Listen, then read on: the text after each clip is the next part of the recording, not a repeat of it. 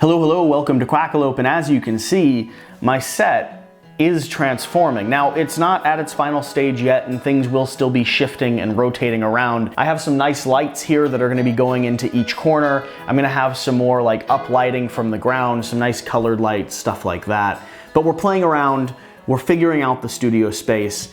Things are getting into place, I think, but that's not what you came here for. Today, we're going to be taking a look and unboxing a game called Food Chain Magnate. Now, this game came out a few years ago and it's been covered by a variety of different channels, but I just recently was able to get my hands on it, and so I thought I'd do a full unboxing and then hopefully some gameplay or something like that down the road. Now, like always, with any of my unboxing videos, I'm familiar enough with the components and the play style of the game that as I pull things out, I'm gonna be talking to you about what they are, how they interact with the game, what they actually do. So this won't just be a blank component overview. This will be a little bit more in depth than your average unboxing video. Now, one thing I have to point out right from the start is this beautiful artwork. I mean, this is one of the things that has made this game stand out and draw people's attention when it's on the shelf. It's got this amazing Americana 1950s style, almost like a Fallout Pip-Boy style art composite here on the front, and you'll see that art style go through the entirety of the game.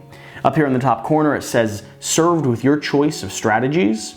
J&J Diner, that's a reference to the designers of the game.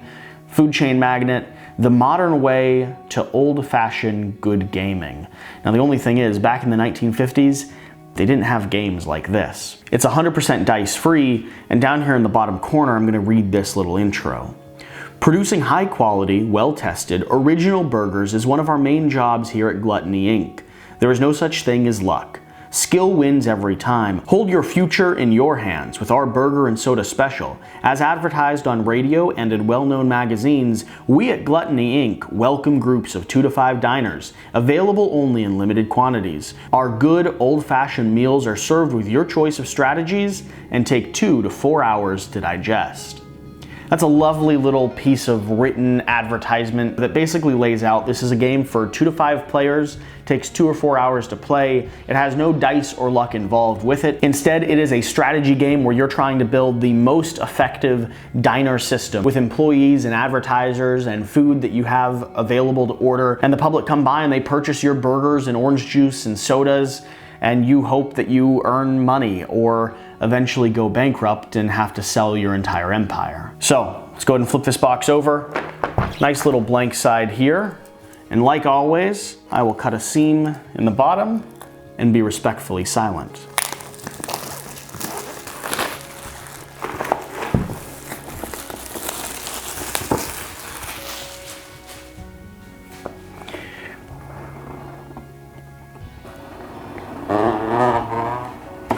Now, as I lifted up this box, up here on the top, I noticed a little bit more of written text. I'll try to show that to the camera best I can, but I'll have some B-roll of it. But let me go ahead and read through that. Lemonade? They want lemonade? What is the world coming to? I want commercials for burgers on all channels every 15 minutes.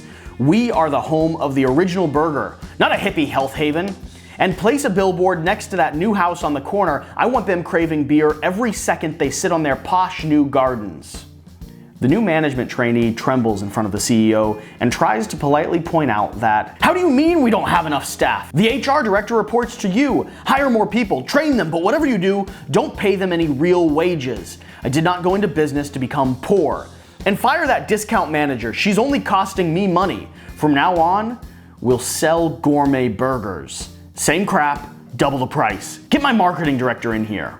Food Chain Magnate is a heavy strategy game about building a fast food chain. The focus is on building your company using a card-driven, human, resource management system. Players compete on a variable city map through purchasing, marketing, and sales, and on a job market for key staff members. The game can be played by 2 to 5 serious gamers in 2 to 4 hours. So a lovely little bit of a thematic text there. Go ahead and lift off this box, and let's break down what's exactly inside. I'm gonna start here with some paper money. Well enough made. I mean, it's thin, it's kind of Monopoly money texture and style. So nothing that you're not used to or wouldn't expect. Set those over here to the side. We have a bag full of meeples, and these are gonna be composed of, just grab a handful of them here. These are going to include pizza slices, sodas, beers, orange juices, and hamburgers. And these are going to be the items that you are advertising, marketing, and trying to convince the people in your neighborhood or the people on the board to come purchase from you. You both have to have convinced them to desire burgers, but also have burgers available in your store and be the nearest location for them to come purchase them, because people are universally easy to manipulate with advertising and only willing to drive as far as the closest restaurant. In here next, we have player menus. Now these are going to be the reference sheets for your board. These here are in a different language, so I will set them over to the side, and we'll take a look at the English ones here. So we're going to have 5 different player menus here, and what these are going to do is going to be a help guide that breaks down exactly how the stages of the game go. Inside here we're going to have what's called the career path. Now this is going to be an upgrade tree for you to map out exactly who you want to hire, what positions you want to put them in so that they can level up and help you down the road. On the back here is going to be your bonus objectives, or your objectives that you take when you do things like produce the first pizza or you play your first errand boy. Down here is going to be the marketing objectives. So if you're trying to appeal to or convince people to come to your restaurant to purchase burgers and a beer, then you're going to use the marketing strategies to make that happen. That being said, if someone can look at your marketing strategies and be like, I'm going to sell burgers and beer for slightly less than the other guy, they can undercut you, swoop in, take advantage of your marketing strategy, and get everyone to buy burgers and beer from their restaurant. So that's where the dynamic and the strategy of the game goes. Now the other cool thing that you may have already noticed, but I think is worth pointing out, these player menus, if you've ever been to a diner, like a local diner, they totally resemble and represent like an old diner menu. Now that's the other fun dynamic of this game. The people you're purchasing are actual people. These are human positions and roles, and you as the CEO are sitting there looking at them going, yes, could you please send me a cart operator, a brand director, and have the senior vice president show up as well. These cards are going to be full of lovely, rich art, and these are going to be the physical representations of what I just showed you inside of the pamphlet here. I'll open them up in just a moment to give you a closer look at them. We're next going to have a few punch boards. These here are actually going to be your restaurants. So we have Zango Blues, we have Santa Marie coming soon, and we have Gluttony Inc. On this other board here, we're going to have Fried Geese and Donkey and the Golden Duck Diner, which naturally is the only one I'm willing to play. So I'll set these over to the side. The punch boards come out really nicely. The cardboard's made well, thick, feels like it'll stand up. It's nice and dense as well, but everything is punching very cleanly, and you can continue seeing this beautiful theme, this beige off-white color with these really classic signs hanging out here. The next punch boards we're going to have are actually going to be our player grids. So these are going to be how the town is laid out, and it'll be randomly generated, but basically you'll have a grid that will be where you place your stores, where you have houses and homes so you can advertise to people, how you place mailboxes or billboards advertising the product that you want to sell them. And just like these other boards, these punch very nicely. They have a lovely little aesthetic and design to them, but I won't go ahead and punch them all out immediately. These next 4 boards are going to be much of the same. So on the back of them you can see that it says Food Chain Magnate, and then on the front we're going to have a similar rotation of different houses, different products, and different road and grid patterns that will determine how your game is actually laid out and played. The last item in this entire box is going to be the Food Chain Magnate book. Here in the front we have the same text that I just read over, and a little breakdown of the book. Same beautiful layout and design introducing the game. A nice large grid pattern showing you the general setup and how things should be laid out. Phase by phase, a breakdown of each turn order, exactly what you're going to be doing. And then we go to walls and walls of text. This is 100% a heavy strategy game. It's perfect for a gaming group that likes the theme and likes to lean into a multi-houred strategy game where there's no luck involved. It's your mind and your company's design pit against your opponents. Close up this box here, set it over to the side, and go ahead and give you a look at some of these cards. Just go ahead and open the top here. So everyone's going to start as the CEO. These cards are well made, Nice smooth finish on the front, rounded edges so they won't get beat up and dented too much during gameplay. We'll flip through some of these really quickly. There's a lot of cards. These are gonna set up the market value of the bank or the local reserve, which determines when the game ends. Here we have milestones, first drink, first pizza, first errand boy. We'll flip through these. Nice classic colors, and still the same consistent, lovely art throughout all of these. Management trainee, a waitress, pricing manager. They're simple, they're well laid out. The art style is nostalgic and lovely. I just wanted to give you a quick flip through so that you know exactly what comes inside this box.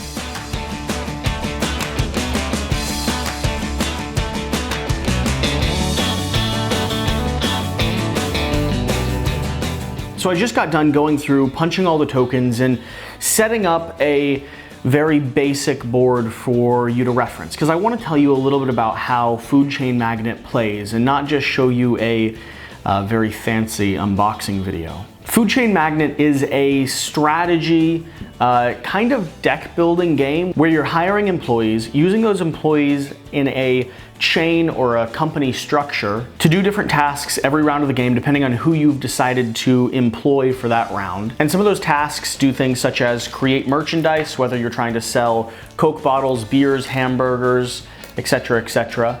Hire new recruits, upgrade or train new recruits into better staff positions or positions that give you more actions or more resources per turn. Do things like build houses, build gardens, which increase the value of a house, or enact marketing campaigns, which are what these blue tokens are for, whether those are billboards, airplane campaigns, radio campaigns. And what those campaigns end up doing is they create a pressure zone that you have to then fill by having the product to sell it to the house that's determined.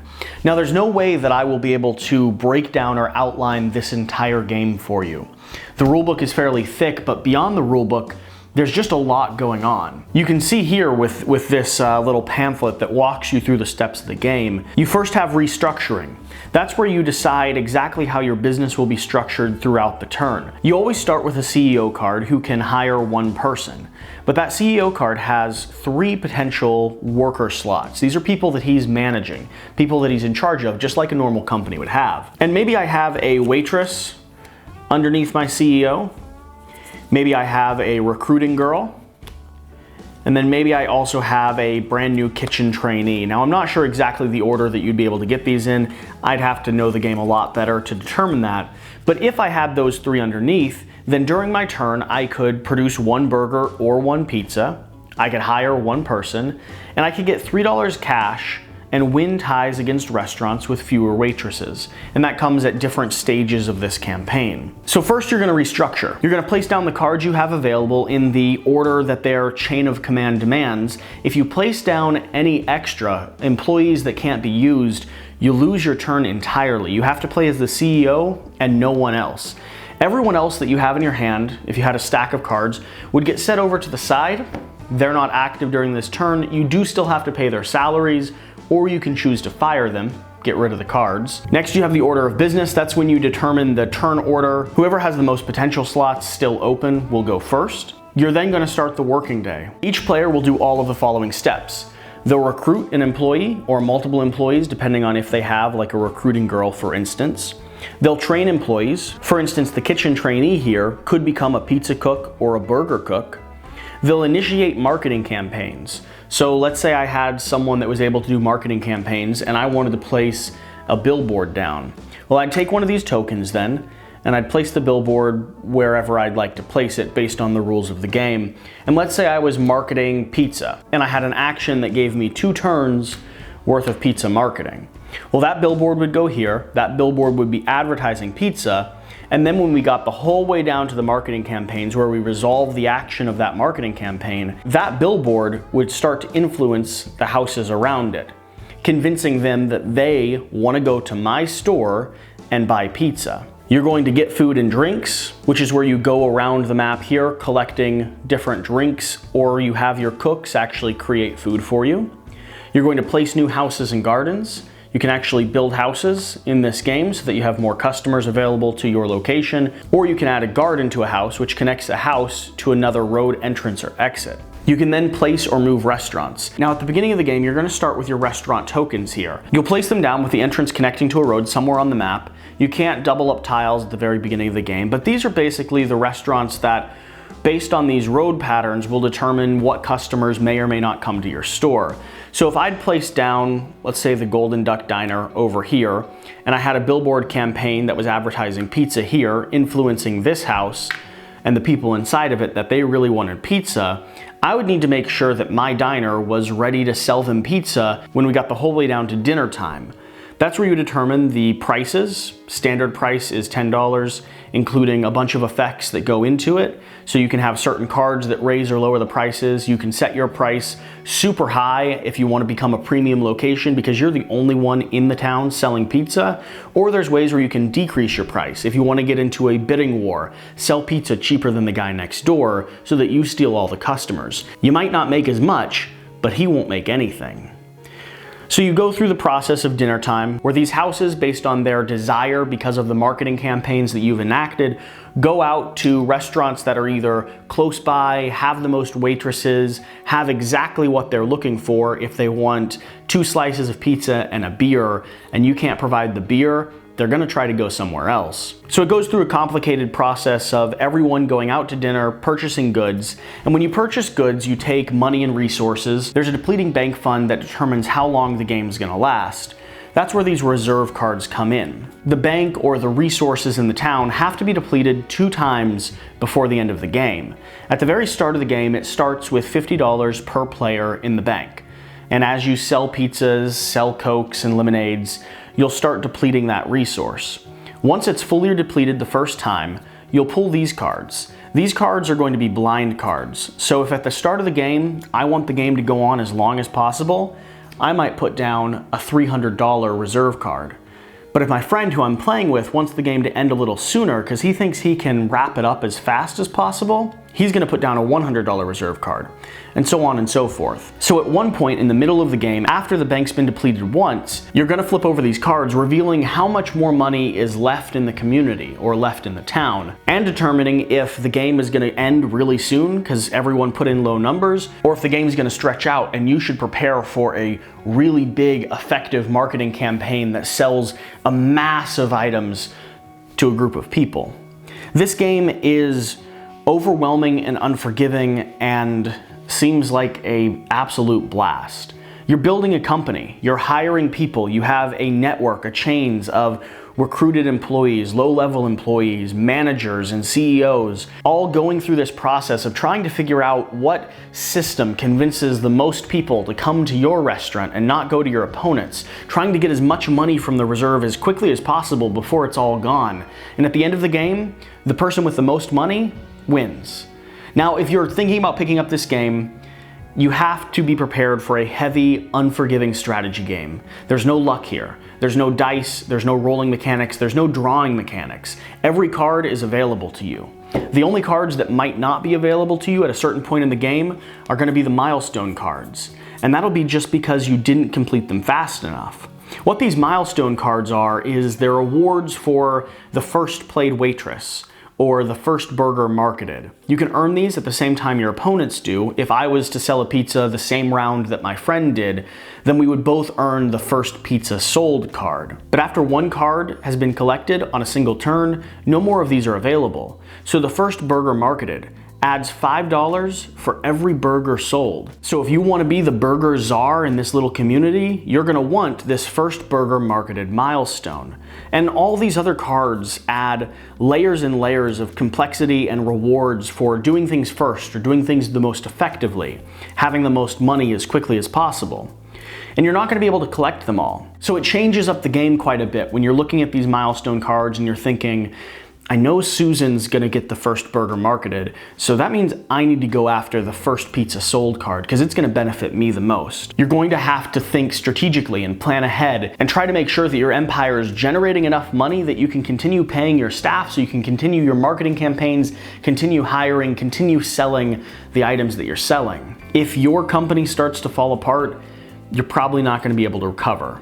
In fact, in this book here that I was reading through, it outlined a few strategic goals for not only how to win, but also how to set up your first few games, where it removes some of the milestone cards and some of the other benefits so that by the time you get to the middle of the game, your empire, your food chain empire, hasn't crumbled into ruins. Because if you try to play the game before fully understanding it, even the book acknowledges you're probably not going to have a very good time. I hope you understand this board a little bit better now. It's a game that has so much scope, it's impossible for me to fully cover in a unboxing / overview video. Whatever the case, I hope you've enjoyed this video. This has been a Quackalope unboxing and overview of Food Chain Magnate. If you'd like to see more content around this game or any other game in my arsenal, feel free to let me know. I'm always happy to look into and possibly pick up a game if the audience demands it. So make sure to like, subscribe, and leave a comment down below on what you'd like to see more content around. But whatever you do, get out and play some games. Thanks for joining me. We'll see you on the next episode.